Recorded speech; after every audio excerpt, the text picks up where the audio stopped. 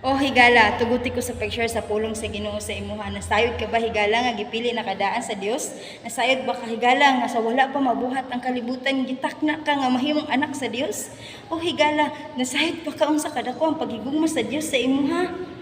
Tuguti ko sa pagbasa sa pulong sa Ginoo diha sa Efeso kapitulo 1 bersikulo 4 ngadto sa 7 nga nagingon makini sa wala pa buhatang kalibutan gipili na kita sa Dios diha kang Kristo aron mahimo kitang balaan ug walay sala sa iyang atubangan tungod sa gugma daan natang gitakna sa Dios nga himuon kitang iyang mga anak pinaagi kang Hesus Kristo. Mao kini ang iyang kagustuhan. Hallelujah. Dahigon nato ang Dios tungod sa iyang himayaong grasya, sa iyang gasa nga gihatag kanato pinaagi sa iyang paghigugma sa anak. Kay gilukat kita pinaagi sa dugo ni Kristo sa ato pa napasaylo na ang atong mga sala.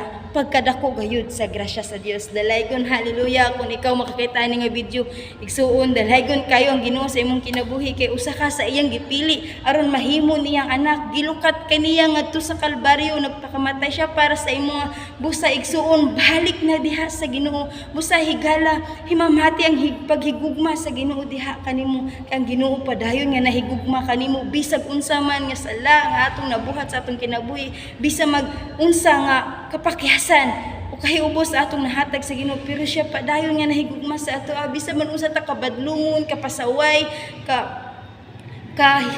angayan nga sawayon diha sa tubangan sa Ginoo, pero gipakabalaan ta sa Dios, gipilit ta sa Dios aron mahimo niyang anak. Mahigugma siya sa imuha igsuon, busa ang Dios nagpaabot kanimo nga higugmaon usab nimo siya, nagpaabot siya kanimo igsuon, busa akong paghangyo kanimo, balik na diha sa tiilan sa Ginoo.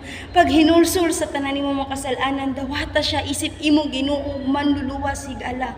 Busa ang Dios nagpaabot kanimo, dili kaniya biyaan, dili kaniya pasagdan.